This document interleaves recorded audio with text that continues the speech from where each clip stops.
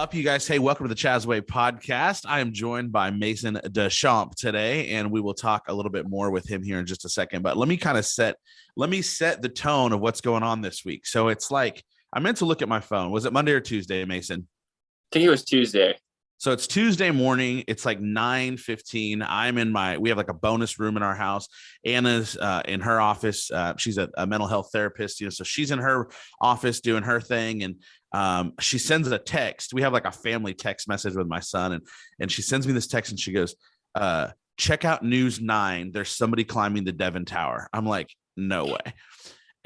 And the reality is, like, all these thoughts go through your mind because you have no idea what that can look like. It's 2022. You have no idea what that means. And you just don't, So I immediately go to the news, and News 9 wasn't doing it for me. So I switch a couple stations, and I finally find one where the helicopter's live. And at that point, there's this guy, you guys. And now some of you, we're international, Mason, so so there's guests from Canada and all over that are listening and watching. But even the folks that aren't in Oklahoma, the Devon Tower is the tallest structure in the state of Oklahoma. I think the building's been here about 10 years.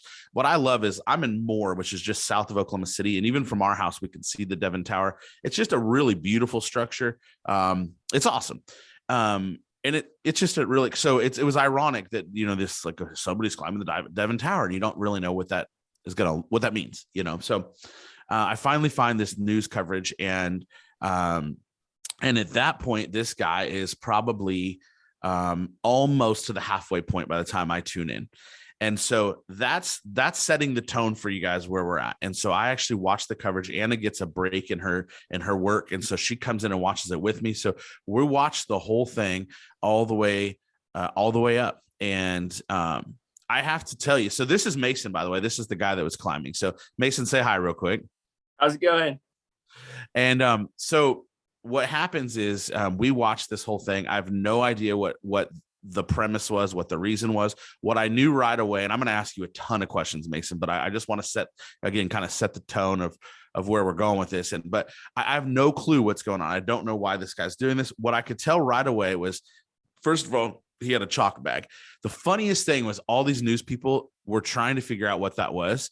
Like, I don't know if you've watched a lot of the coverage back, but it was so fun. Like, I knew it was a chalk. I'm not a climber, but I know what a chalk bag is. And if you don't know what a chalk bag is, you put your hand in the thing and it comes out white. It's pretty obvious what it is, So I see that.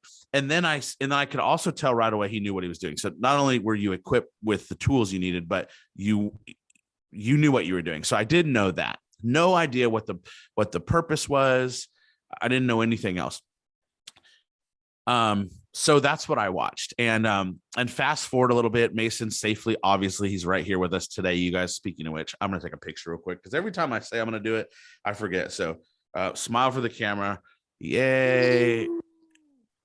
All right. I always say I'm going to do that with the guests, and then I forget to do it.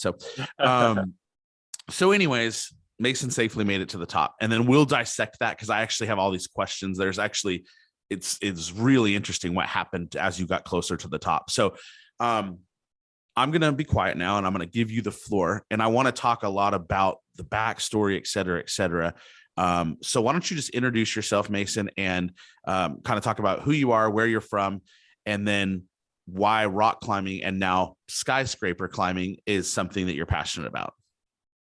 Yeah, so I guess my name is Maison DesChamps. And around early May of this year, I started climbing skyscrapers for pro-life. And the goal of this, when I started, was to raise money for pro-life charities and sort of raise awareness too.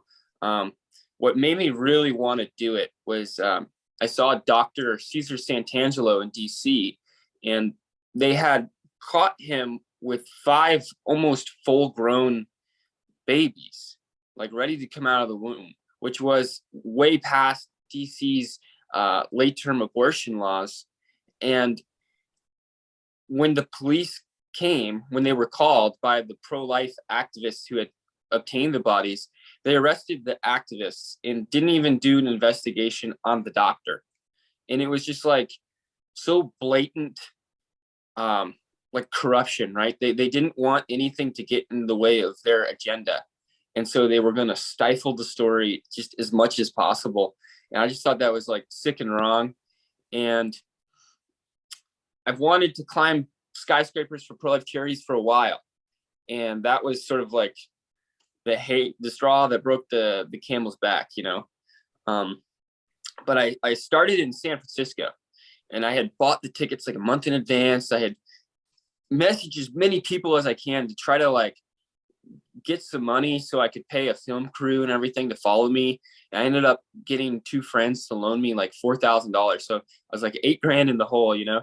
And, but anyways, I got tickets to San Francisco, and the morning I woke up to leave, I got the news notification that the Roe v. Wade leak had happened.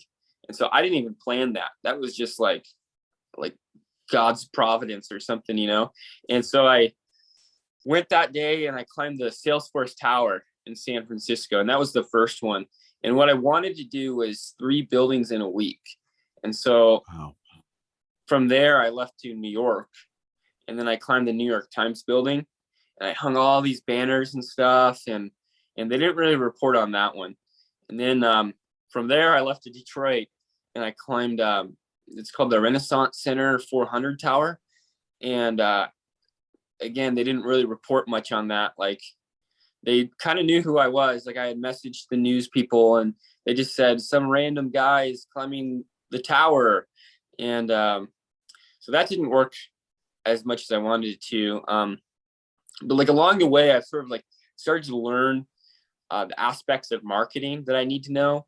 And so I have like a PR firm now. And so like when I climbed the Devon Tower, I had a PR agent ready to email all of the news people, like as soon as I clicked send it out. And so like I got up maybe 100 feet and I was like, send it out, you know?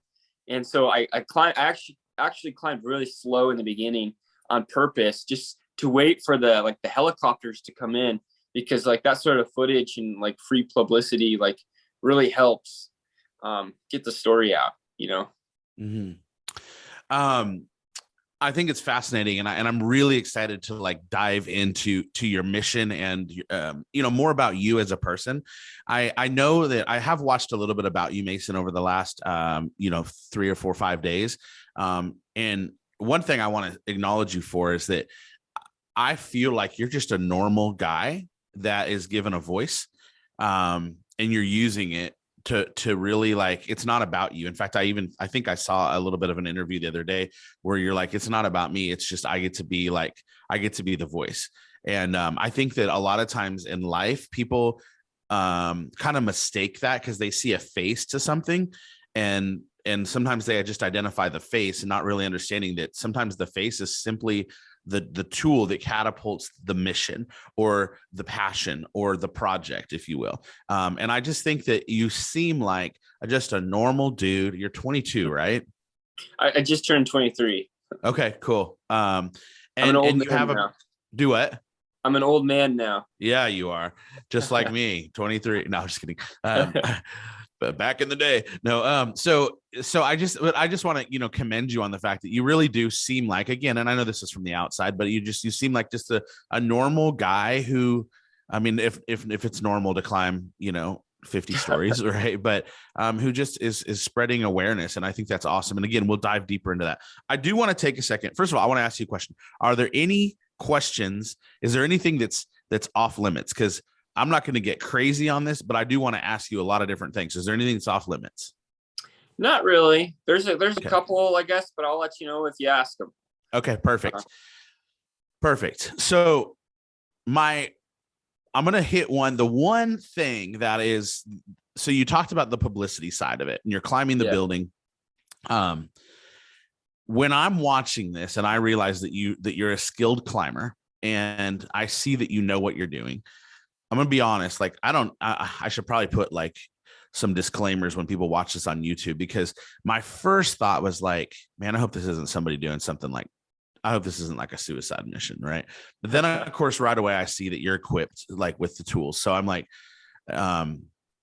it's obviously not, and then I see that you're like comfortable climbing. And then there's this other thing that goes through my mind, that the second piece that goes through my mind is like, it's almost like, how you like look over at a bad car accident because you can't stop looking.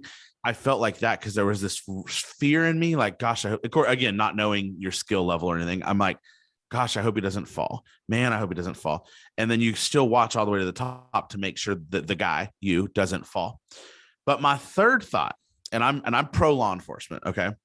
My third thought, and I'm gonna ask you this, but I'm also going to give you my opinion on it because I want the world and the listeners to know my opinion because I think there's a valid opinion in this, and I don't want to get controversial on it. I don't do politics either. But my third thought was it's really shitty that he's tying up all these resources. Now, again, Yeah. I have mixed feelings on it. I want to know your thought on it. And I'm not referring to a news helicopter or the news stations. I'm referring to law enforcement, medical, and fire. What is your take on it? When you're going to do this and you know in advance that a ton of resources are going to come out, is there a bit of you in your mind that's like, man, there's going to be 30, 40, 50 emergency vehicles that are going to be sitting around waiting for you to get to the top? What's your take on that? Yeah, that's definitely like really the only downside, in my opinion, to what I'm doing. It's kind of sucks, but I told them, like, if you guys ever want to like work together and come up with a plan in case this happens again, because honestly, like this sort of climbing buildings thing, like I'm the only guy in America who's really doing it right now. But over in France, it's starting to get really big just with the internet and that sort of thing. So I wouldn't doubt if it happens again. And so like, there's a lot of things that should be done. Like for one, it's not actually illegal to climb skyscrapers. There's no law that says you can't climb the buildings. And so I think there's some really like telltale signs whether or not the person is skilled enough to finish the climb, and whether or not you need that sort of presence there, like at all, and like, chalk bag and a nice pair of climbing shoes and a PR firm on your side is sort of like telltale signs that I know what I'm doing, but yeah, that's really unfortunate. They had to use up the resources. What I was really worried about, I don't know if you watched my YouTube video with all the GoPro footage and stuff, but I could see the police officers coming up with all these haul bags full of rope, like climbing backpacks. And I was like, gosh, I really hope they don't try to like rappel down and get me, because I'm like, I know what I'm doing, but I kind of doubt that they will, And so Yeah. that was my fear, because that would have been just a huge ordeal. And so when I saw them, I just started boogieing. I started climbing really fast, just so like they didn't try to do anything like that, Yeah. And when you say you saw them, was that at what point of your climb did you see? So you scoped the building out in advance. Did you know that landing was there? Because I have a really interesting question. In fact, I'll ask it now. So there's a landing that was like, I guess we'll call it like an observation deck, but the building went what it looked to me like another maybe 6 stories, like to the peak. Was your plan to get off at that observation deck? Let's say law enforcement wasn't there. Was your plan to get to the top and come off at that deck? Yeah. So I had figured that was definitely a possibility. I guess that was the plan B for sure. What my original plan is to go to the top, and then I couldn't tell in the photos or the Google Earth and maps if I could slide down the like ramping part. Yeah. And so that was my original plan, was to sort of slide down that. And then I got up there and I could tell right away that it was like, oh no, this isn't gonna be possible. It was just too slick. And I guess I was gonna try to like take my climbing shoes off and see if my bare feet grip it better, because that's like, you'll see a lot of climbers in France who are climbing buildings and they'll be climbing in bare feet, and they sort of advertise it as like, look at me, I don't even need climbing shoes. But it's really like no, your bare feet grips glass and metal better. So if you're not camming your feet in anything, you want bare feet. And so I was going to try that, but I wanted to climb down and sort of like assess whether or not I could split that gap. What I wish I would have done, just because it would have looked rad, was just climb up high and then just jump. But yeah, I didn't want to like hurt my ankles and then have that sort of be in the news, because then it would have been like, oh, he didn't know what he was doing. And so like I went down and I sort of came around that panel, and initially I was just feeling it out. But I say like climbing, a lot of times it's about body positioning. And when you find the right position, it feels like when you pull back a compound bow and it just clicks in. And so I came around that panel and I got my back to the wall. And as soon as I did that, it just clicked and it felt good. So I just jumped that little gap. Yeah, like the police officers and the firefighters, they were up there. They're trying to talk to me and like suggest things. And I had to like be like, hey guys, I just need to like think about this for a second. Can you give me like a second? And like in my head, I was like, none of your guys' ideas are gonna be better than mine. Just give me a minute, you know? Yeah. And yeah, that's one of the things I think I heard on it might have been the video that you put out that was like kind of your play by play as you went up the building, and in the post of that when you were talking, or actually it was in the note, you put some sub notes in there, and it was like the basically you said that they finally gave you some time to like, you needed to think it through, like what made the logical sense. And that happens in climbing all the time. Like you just need a second to think it through. It's not, maybe it's that hard, it's just a little awkward. So you just gotta like relax and just not get I guess panicking about it. And it wasn't that hard of a move. Like I said, like as soon as I got it like to where it clicked, you know, it went really smoothly. Yeah. Had they not been there, was there 100% chance you knew you'd be greeted by law enforcement at the top? Was that 100% given in your mind? So you knew there wasn't a chance you'd get to the top and be like, oh crap, now they won't unlock the door so I can get down. Like you knew you'd have a somebody walking you down.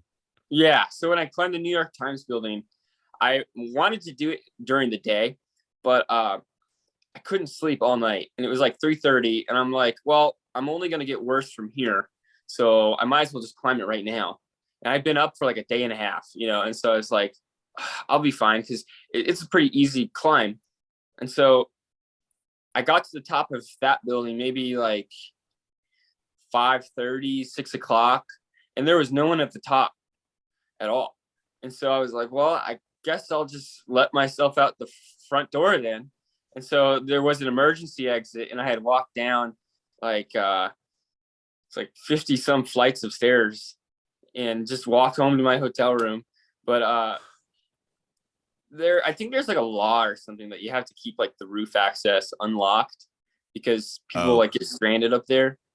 But I'm never really worried about that. Part of climbing it during the day and having them there is you get the sort of publicity as well. Like I said, like I'm learning about the marketing aspect of it. Yeah. And if I want to get the story out and raise money for these women, then I have to sort of bite the bullet on that and spend some time in the county jail. Yeah, and I admire that. Like, I mean, if you're going to do it to be a voice, then you might as well do it and it be seen. Climbing in dark, though, like you talked about the New York deal, is there more risk? I'm sure that's a normal question. Is there more risk at night? No, like my buddy Brad and I, when we would climb El Capitan, which is like 3,000 feet, you know, and that's a lot harder. We would do it at night a lot of times just for the temperatures, because it would be hot during the day, but at night it's cool down. And so I'm used to climbing it like very dark. But we normally have headlamps and stuff. Mm-hmm. And so it's not a big deal. Like my headlamp now, they just came out with it. It's really nice. It's like 900 lumens. It was like $120, but worth every penny. But New York is just so bright in general. There's so much light pollution that like I didn't need that at all. Okay. It was kind of cool to be doing it at night with all of the lights and everything. Like okay, it felt strange. Interesting. Okay. So you talked about the jail part. Let's talk for a second about that. Hey, first of all, how are you feeling? Because I don't know, people don't really know this, but if you're following your Instagram, some people might know that you were actually in the hospital last night because of a spider bite. How are you feeling? Like, we've been talking for 30 minutes. I know that you just got out of the hospital a few hours ago. You feeling all right? I feel high as a kite from antibiotics. Luckily, it's just so like super ironic that I was bit by a spider. And I almost feel like it was like just karma, I guess, or something. But luckily it wasn't venomous. It just sort of like got infected, and they call it like lymphangitis or something. And so they gave me like 2 antibiotic like IVs. And so I'm just kind of loopy a little bit, but doing my best. Okay, well, you're doing great, but I just wanted to do a little quick check-in on you. You're doing awesome, and I want to respect your time too. But man, this is just so good because I think it's important that people. I think it's important to hear. I think the coolest thing, just side note, I did look, and I'm also going to post like all your socials and your website because I want to talk about your mission. This will all be in the detail notes on podcast as well as on YouTube, but. So if you guys are listening right now, don't freak out and have to leave to go find him. You'll find all Mason's information in the details. But I do want to say one of the coolest things so far for me was in watching this live and then watching actually the coolest part for me, because I'm a behind the scenes guy of anything. Like I'm into music. So to me, if you want to, I can go to a concert and enjoy it, but if I have a chance to either be backstage or to be a part of what's behind the scenes, that's what fuels me. So when I got to see your YouTube footage, that was the coolest to me for several reasons. But like, I told Anna, my girlfriend, I was like, who knew that I would like, cause we watched it and you're wondering what's going on. The news guys are like, what's on the back of his hood of his shirt? It's gotta be, some people are suggesting it's publicity. And then they're like, it was just really interesting. And so I assumed it would be a logo or something, but nobody could really read it through the helicopter cameras. And then, but nobody really knew. And then it was within a couple hours, it was figured out, but anyways, my point is that, it was really cool to see that kind of like play by play watching back through your YouTube. And so I know people will go back and find that as well. So talk to me about when you got to the top. Law enforcement and emergency services were pretty cool. You got over the railing. I think it was a female officer that went right to you. You put your hands behind your back right away. Like it was very clear. Oh, let me just say this. Sorry, squirrel. When you got to the level they were at, what really, stop me if I'm wrong, what really happened was you needed to go to the top because you thought that was going to be your plan A, was to scale that, come down the slide. Here's what I thought. I said this out loud. I was like, he's not stopping, because why would you climb the Devon Tower and then not go another, let's call it 5 stories, because you got to at least say you got to the top.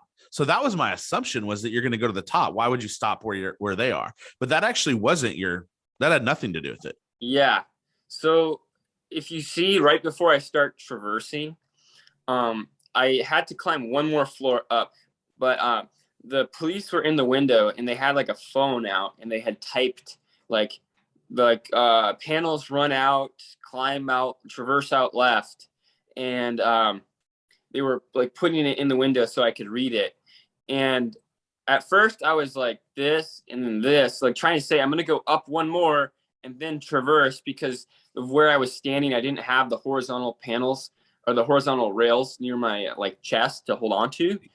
And so they were all confused, like, don't go to the top. No. Because I was going like this, like one more. And, but then I was like, I did one of these and they were like, okay, they figured what I was saying. And, no, like as soon as the police tell you to do something, you just got to do it. Yeah. Because if not, you'll get like evasion charges. And, I'm already at the top, really. I was 5 feet from the top. I don't care that much. Like I made my point and it's not like a big deal. But I heard one of the news helicopters like giving commentary and they're like, he's doing it for his ego or something like that. And I was just laughing because like, no, I'm trying to figure it out. Like I don't know.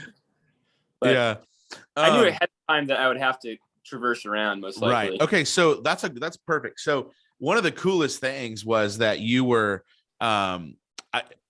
in fact, watching back on the YouTube video, at one point you're like, man, I thought people would have their shades open. I wanted to like kind of, like communicate with like the people inside, and it wasn't until you were quite a ways up that I started seeing it. Basically every floor you're like waving at people. What was that like? Is this like just office workers? Are they at the window geeking out? Like, is that literally what's happening? Like people are taking pictures at every floor? Yeah. And, I wish I had the GoPro footage of it, but my GoPro like died along the way. But like my favorite ones are when guys, they don't see me and they're sitting at their computer like working, and I come up behind them and I knock on the glass and they like just jumped out of their chair like 10 feet in the air And Oh, that's that's great. I get a little bit of a kick out of it, if I'm being honest. But yeah, as soon Yeah. as they like hear that I'm doing it, they all like run towards the window. And so there'll be like 10 people in like some guy's small little office, and like they're waiting Yeah. for me to take pictures. And like the Salesforce Tower, that one went like super viral online. And this one is too, but that one went viral because all of the people inside taking photos and filming me. And even like the CEO of Salesforce, which I thought was crazy, had tweeted a video of me and said, "Just another day at Salesforce." I even saw him somewhere, but he like hangs out with Bill Gates and like crazy billionaire. I just Wow. thought that was funny. But Yeah. yeah, I get a little bit of a kick out of people inside. Like Alain Robert does too. I don't know if you've ever seen his videos, but like on one of them, he like lays down sideways and starts giving this girl smooches, you know? And I thought that was funny. That's And, funny. Now, is he in France? he lives in Bali now, but Okay. he's from France. Yeah, he's the French SpiderMan. Okay. Okay, because I've heard you refer to him a few different times just over the last couple of days of paying closer attention. Yeah, he invented this style of climbing. He's like really like the Okay. OG. And before he was climbing skyscrapers, he was actually one of like the greatest rock climbers of all time. And so skyscrapers was just a vision he had as a kid that he wanted to do. And so you see like a lot of Alain's buildings that he's climbed are just at another level. Like the Sears Wow. Tower, there's no rests on that at all. It's just 1,700 feet of climbing. And so that's really different from like climbing on rock, because the moves on rock vary. And so you're using different muscles. Whereas like the Sears Tower would be similar to like exercising on a weight machine. You know, you're just targeting those same muscles over and over and over again. And so by the top, I mean, he was so pumped. He felt like he was going to die. And Wow. it got the crack got wet. Either there was a leak inside the building, or the moisture from the clouds that had moved in made the crack wet. And he said that he just sort of like blacked out, and next thing he knew, he was at the top. But Jeez. stuff like that it becomes not like a matter of athleticism, just a matter of the spirit, you know. And Yeah. Alon's a cool dude. He's a character too. Wow, that's awesome. When did you start climbing? How old were you? I would have been like 16. Like I lived in Michigan, and so I did a lot of hunting and a lot of fishing. So I was like always outside.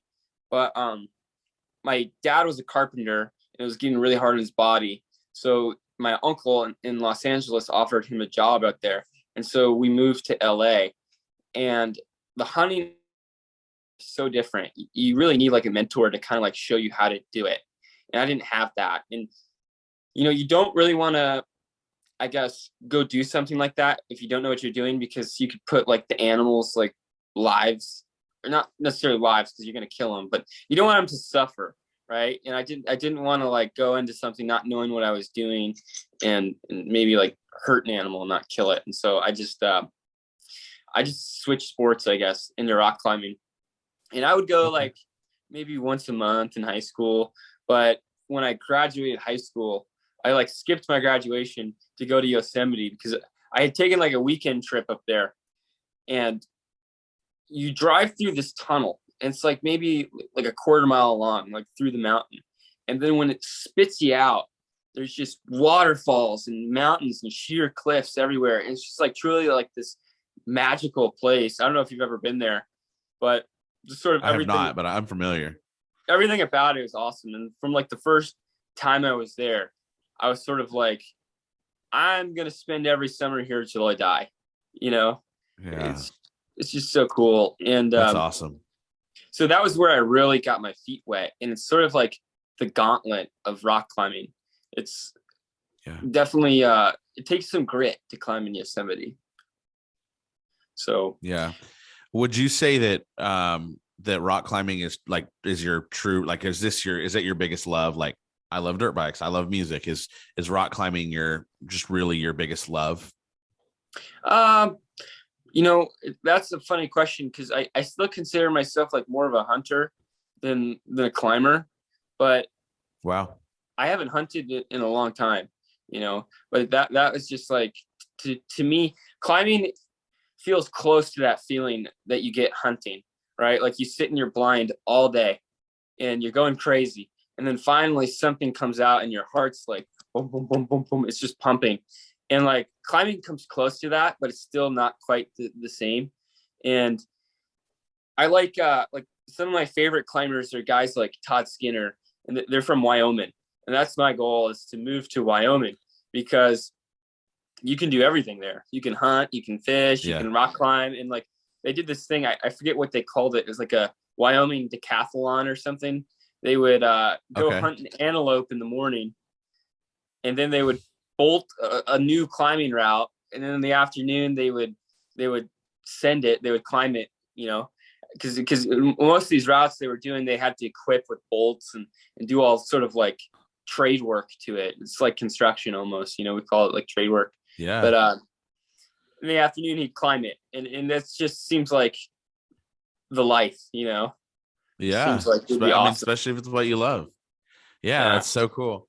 That's awesome. So let's I want to wrap up Devon Towers. So the officers handcuff you, they get you down. I was thinking about this last night. We were having dinner and I was like, I wonder what that elevator ride was like. So that's my first question, because we're going to segue out of the Devon Tower part with a few more questions. But one is, how many guys, so I'm watching this footage last night. I put some clips together of like all the news guys, because I wanted to tease it this morning on my Instagram story. And one video is this guy's body cam, and he's standing at the top. And like, again, I'm pro law enforcement. I have actually a lot of friends in Oklahoma City Police Department, and they're great guys. But this guy, I don't know who he is. I don't even know if he's with OKC PD. I don't know who he's with, but he goes, what are they go like, you're up there. You would like pass them. He was up on that deck. He was farther back. At this time, everybody had kind of stepped back to give you space, and you had climbed a little further. And there was a guy with a body cam, and the guy next to him standing there. And he's like, I hate to be a hater, but the guy's like one of those typical dudes, like, what's he doing? Like almost like being an ass, Yeah. And the guys with the body cam on was like, oh, he's just figuring out what he like, literally, he was like, oh, he's just kind of figuring out, I think he's going to go over the top. He's like, the top, like just kind of being a hater.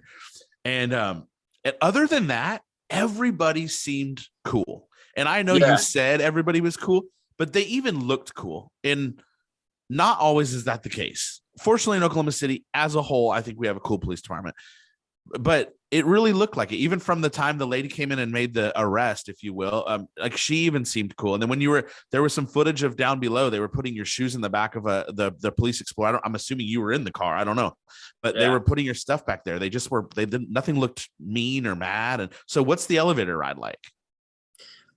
They're all pretty stoked. They're just asking me questions, and like they were super impressed, and they weren't really mad at me. They were just like, I don't know, kind of fanboying out.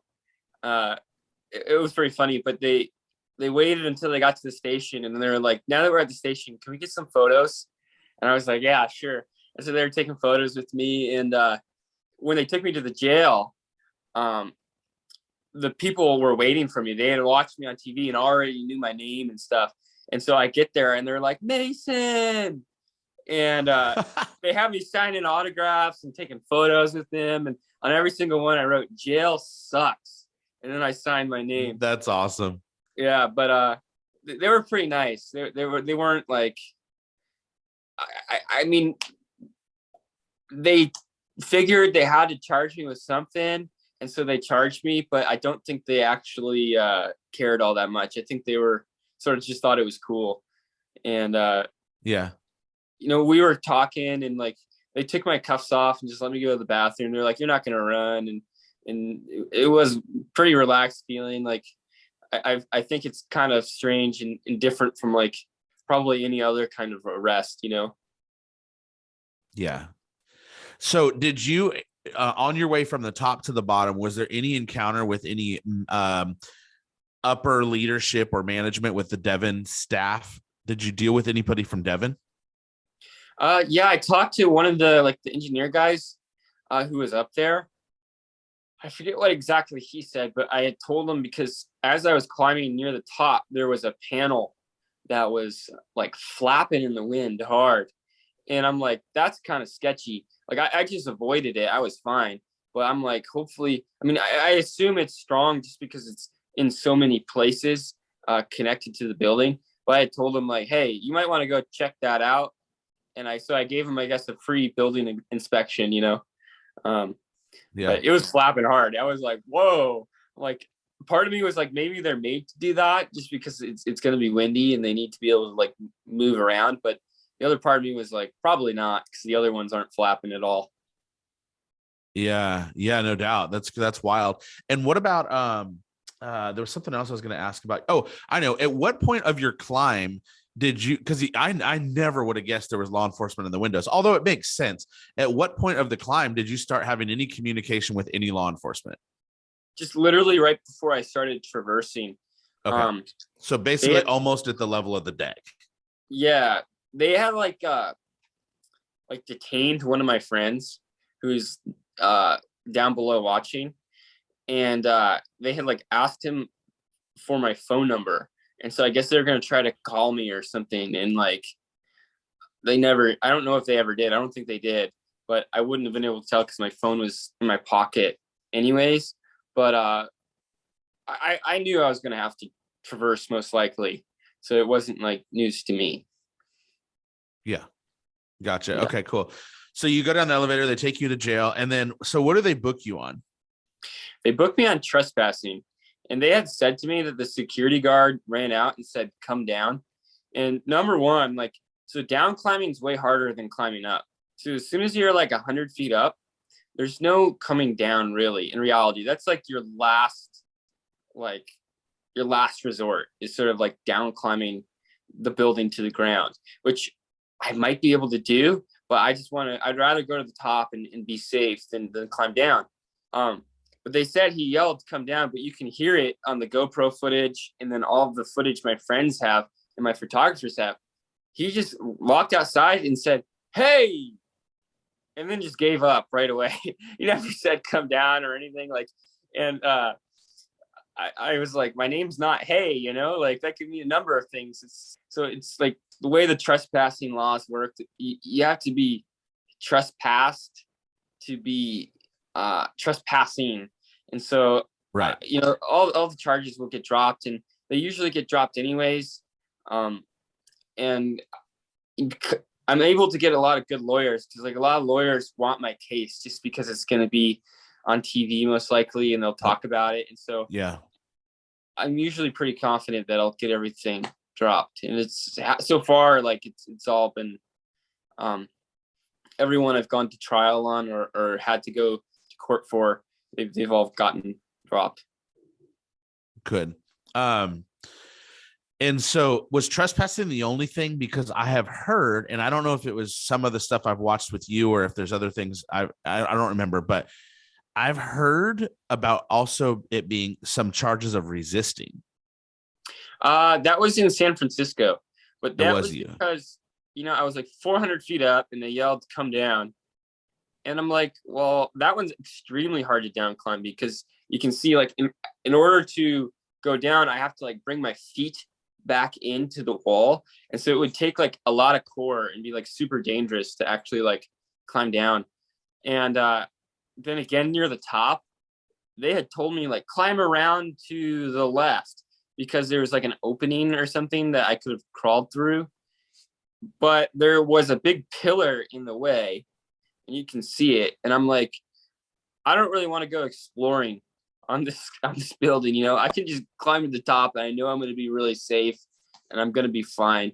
So again, like, you know, I was acting in my own safety, I guess. And so, yeah, I don't think that's going to hold at all. Like my lawyer was talking to me and he said like, that's kind of whack. So, because you can see me too at the top, like I didn't resist. As soon as I say to them like, hey, like, please don't touch me until I'm like up and over. Like if I need your help, I'll let you know. But as soon as I'm over, like you guys got me, I'm not going to run or anything like that. Because what I've always been worried for, like I've seen Alon in some of his videos, like they really grab them. And I'm worried that they're going to like throw me off balance and I'm going to like fall off. And it's one of those things like, if I'm just in control of my own muscles, I'm going to be fine. I'm not going anywhere. And so they're pretty respectful of that when I tell them that. Like That's awesome. they understand, That's great. which is awesome, right? Because I would hate to like, even just like, I'm worried too that I might like knee jerk reaction, like pull away, like not meaning to, but on accident. And like, Yeah. so that's my biggest fear, I guess, is just at the top they'll do that. But they've all been really respectful. I think like when I get to the top, they kind of figure like, oh, this guy knows what he's doing. And so they're pretty respectful of that. That's awesome. So what I learned very quickly within like an hour is that you have a mission, and pro-life SpiderMan is your brand. prolifespiderman.org, I believe, is your website. .com. .com. Oh, I like that you got .com, bro. That's good. Yeah. Okay, so that's your website, and that's where people can give or donate, etc. So first question is, where does your passion lie for pro-life?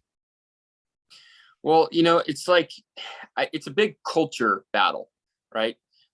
It depends on where you grew up and how you, the people around you, but there are so many people who are unaware of the consequences of abortion. We're finding out now that you can have your baby premature, like way before we ever thought was possible. And I just see the sort of dehumanization that's going on. They're using words like zygote or fetus, and it's, those are man-made words. At the end of the day, it's a baby in there. And you then look at like the sort of evolution of abortion and Planned Parenthood, and you see like Margaret Sanger, the inventor or the creator of Planned Parenthood. She was a Nazi. I mean, she was a super racist woman. Her goal was to bring abortion and make it widespread so that she could essentially like cleanse the black race. Like, she was a member. They didn't. I don't think they let women into the Ku Klux Klan, but she was as much a part of it as she was allowed to. Like, she would go give speeches at KKK rallies, and it's when you look at it, it's really just a continuation of the Holocaust. And I like Louis C.K.'s bit on abortion, because at a certain period, maybe you're right. Maybe it is, not abortion.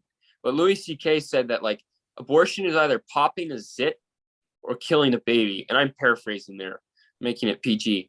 But that's true. Like, it's either like not a big deal or it's a huge deal.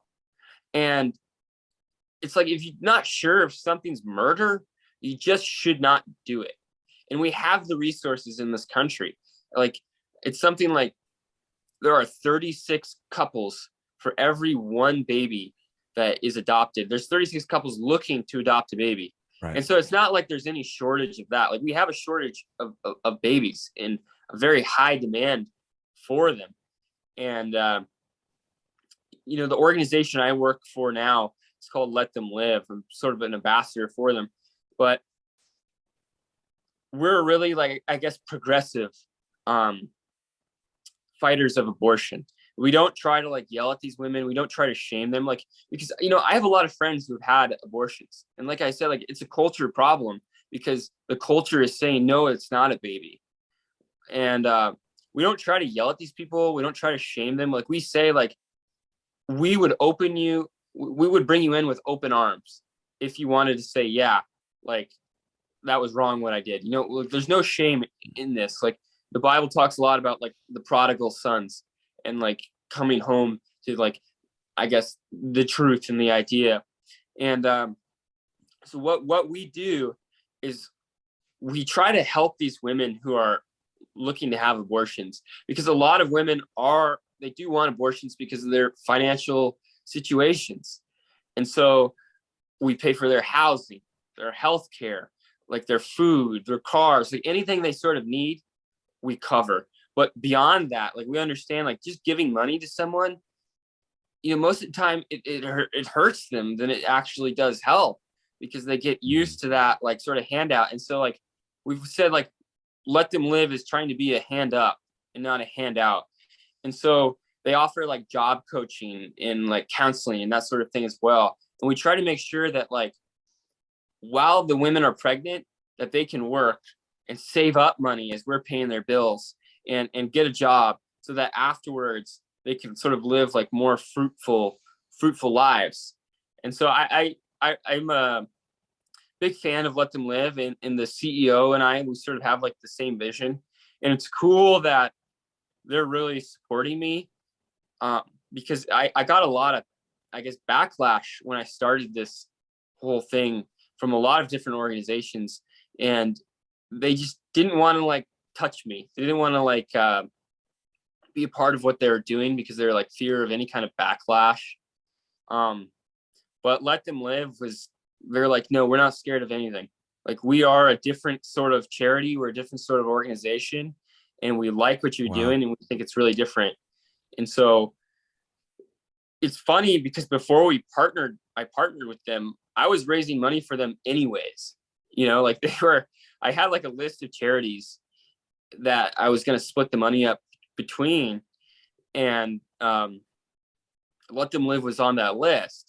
And so it was sort of amazing to see like them see what I was doing and really appreciate it and want to bring me a part of their team. And so we sort of talked about like what my position is going to be within the company. But he told me, he said, Mason, we will pay you to do whatever you want to do, which I mean is incredible. Like, I don't know how many people have ever heard that in their lives.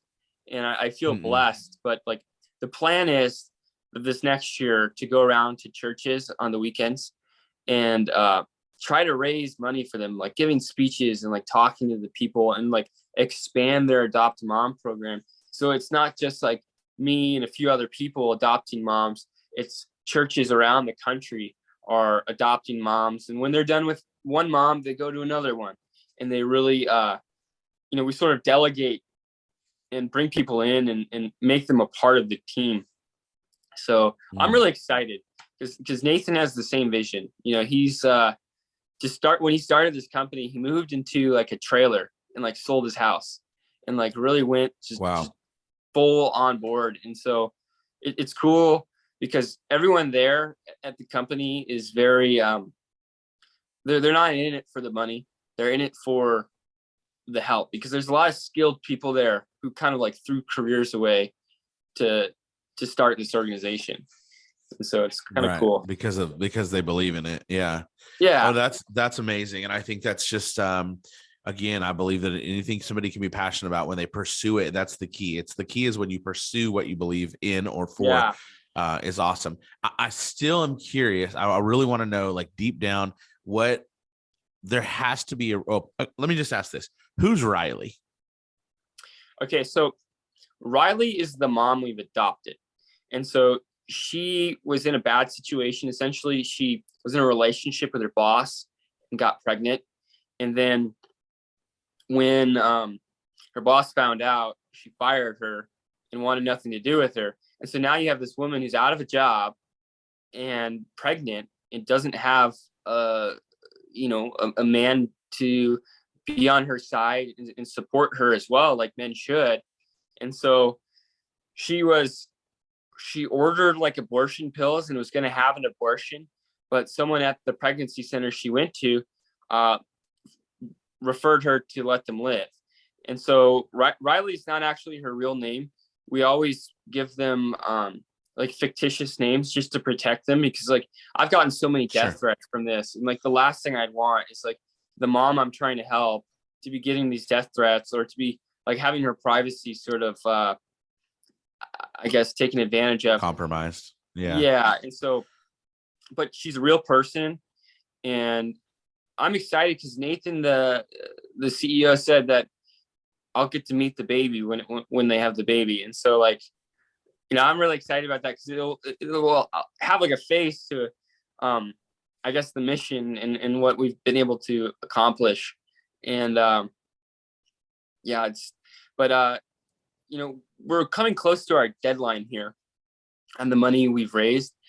I think the 17th was the number we said was the deadline, but we're still raising money for her. We're able to like keep her from getting the abortion, but like we said, like we're not a handout, we're a hand up. And so we're still trying to get the full amount. And even if we go over that amount, like the money is going towards another woman. Like we're trying to just, our goal is to help people, as many as we can. And it's sort of cool. Like Nathan talks a lot about like one life. And I think he has it like tattooed on his arm even. But it's like when you save one baby, you're not just saving one baby. It's a whole legacy of people that come to follow. Like think about like, I mean, you might know your great grandpa or your great great grandpa, but there's for thousands of years, men and women who had to have children to lead up to you. And you never think about that. But like, there's just so many people who had to, I guess, take part in what you are today. Yeah. And so when you save one life, you're saving tons of them. And Yeah, I think you're that's absolutely really, right. really cool to think about, you know? No, it's crazy. Yeah, I have a 15-year-old son, and I never thought of that either. I mean, I grew up with a small family, but like I'm the last foster. So, I mean, Braxton, my son, is the last right now, you know. So I'm like, hey, you know, he's like, I don't want to have, he's 15. He's like, I don't want to have kids. Well, I certainly, don't have kids today. You're 15. But I will tell you, like, you will carry on the legacy of this last name, you know. So when you're ready and it's the right time, just know that you are the next generation of our family, you know, and that is a big deal, especially, and we didn't grow up with a big family. So it is a big deal. So I think you're absolutely right. I love what you have to say about that. I'm glad to know who Riley is by name, and of course a fictitious name. That's totally makes sense. Doesn't matter. I just have heard the reference over this whole, you know, week of press and publicity, and you know, it's like, you know, donate for Riley, help Riley. And so I just wanted to know where, you know, I just think the people should know, you know. And Yeah, I think sure. that's awesome. So for clarity for the listener, basically what that means is that you have chosen to, you've adopted a mom, and what that means is that there's this mom who's made a choice to go ahead and have a baby. And now she needs the resources so that she can have the baby in the best possible circumstance, whether that's the financial needs, emotional needs, support, all the things that go along with now choosing to save a life, really. I mean, if we're just going to keep it real, that's the truth. And so you've chosen to be an ambassador for her. And in that, it needs a whole world of people to collectively help make that happen. And that's the current cause that you're going for, which is what, when you talk about, they can go to your website and donate. That's the current bucket that donation goes for. If it goes over the cap, it'll roll over to the next family that you, or the next mom that you pour into. Right. Yeah. And awesome. Like, Let Them Live is pretty cool. Like their vision, they've saved over, I think, like 150 babies so far in the 3 years that they've been doing this. And they said that they've had women contact them, telling them how much they regret having an abortion. And they usually give like a donation or something. And they'll say like, for another woman, so that she doesn't have to have this sort of regret. But we've never had a woman regret having a baby. And that's because like the connection between the mom and the child is just, you know, it's a beautiful thing. You can't really compare it. I've never been through that, but I can only imagine what that's like. Mm-hmm. And, you know, Nathan's vision of where Let Them Live is going, we want to be the alternative to Planned Parenthood. So when you think of Planned Parenthood, you can go to Planned Parenthood, who you have to pay to kill your baby, or you can go to Let Them Live, who is going to pay you and offer you support to keep your baby and to save your baby. So there's sort of like, which one would you rather, right? Like, yeah, I think there's a clear good guy and a clear bad guy in that sort of situation. But hopefully that the more we get the message out about Let Them Live, the more we can expand the charity. And so big vision. Yeah, that's awesome. And more importantly, like more importantly, it's saving a life versus losing a life. And I think that's the Yeah, biggest deal at the end of the day. That is a big deal, man. I love it, dude. I love your passion for it. I think it's awesome. Had you been to Oklahoma City before you came to the Devon Tower? absolutely not. And I love it. It's Really? like, yeah, as soon as I got off the plane, just like the air felt so much better than Las Vegas. And the airport's so nice. And like, I don't know if you've gone to many of these cities out west, but they're sort of like decrepit. And there's so much money out here. And the way they take care of the cities is just horrible. They just let Yeah. it get, I guess, worn down and taken advantage of. Where you go to Oklahoma, it's so nice out there. Like everything is clean and like taken care of, and the people are awesome too. Like when I climbed in San Francisco, you know, I got a lot of support from like the sleeper pro-life people who are like, you know, like, thanks for doing this. Like I've been pro-life in San Francisco and it's so hard to do that. But I got a lot of death threats, like a lot.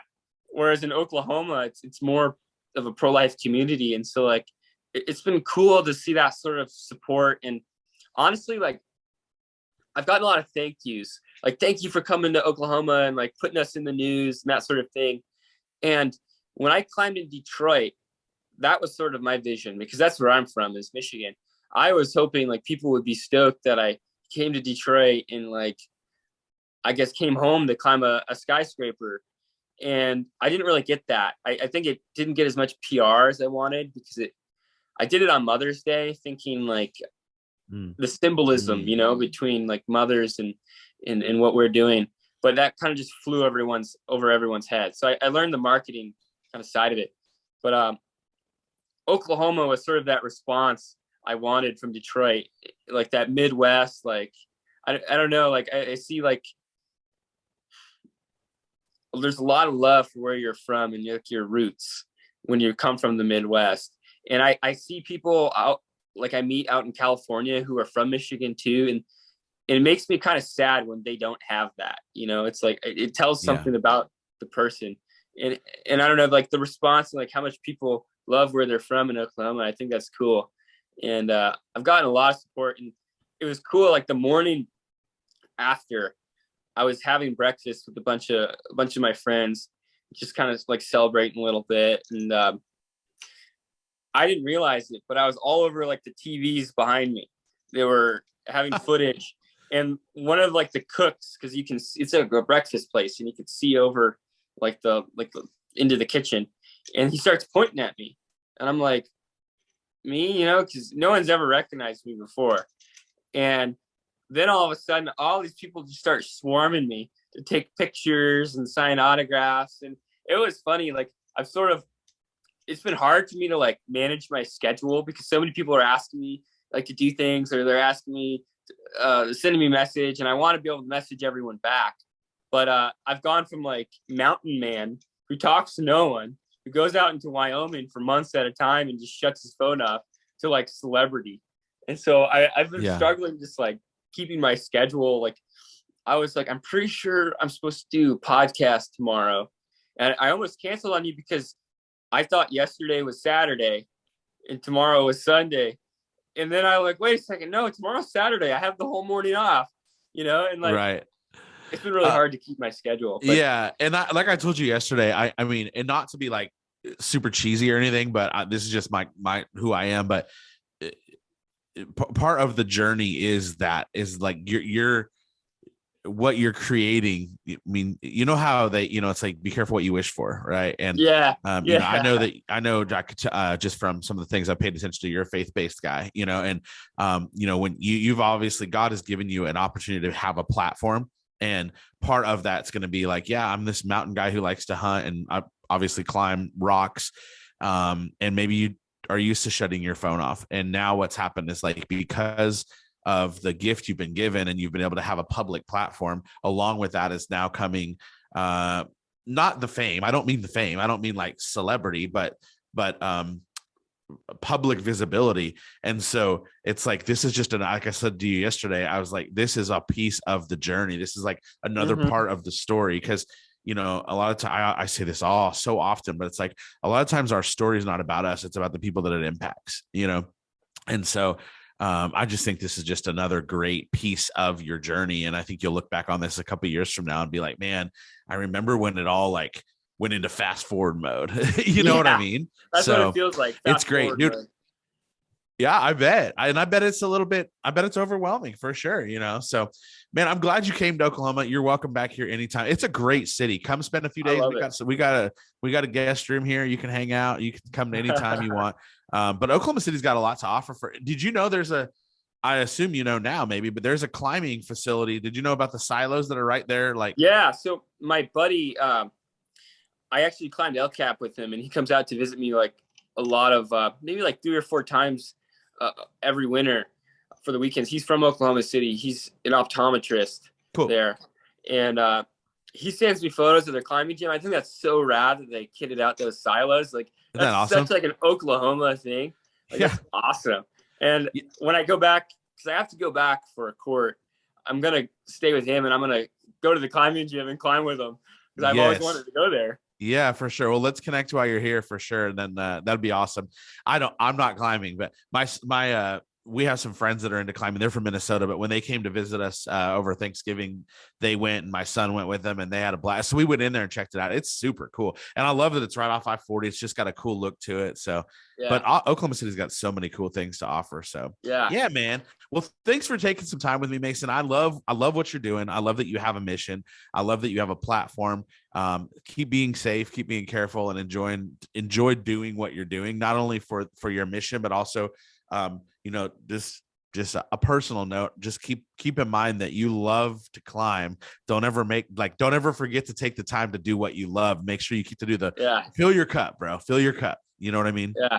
Don't ever forget that part. So, all right, man, any parting words you want to say to the listeners, to the guests before we wrap up for the day?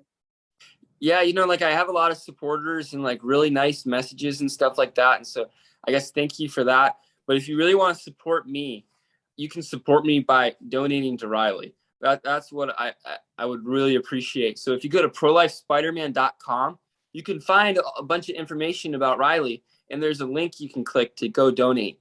And I would really appreciate if you gave a donation to let them live and helped Riley out. So prolifespiderman.com. Easy to remember. Yeah, that is easy. That's awesome. Well, dude, again, I appreciate your time today. Have an awesome rest of your day. And next week as well. And we'll get this podcast posted, and it's going to be awesome, man. Thank you again so much. Yeah. Thank you so much. You have a good one. You too.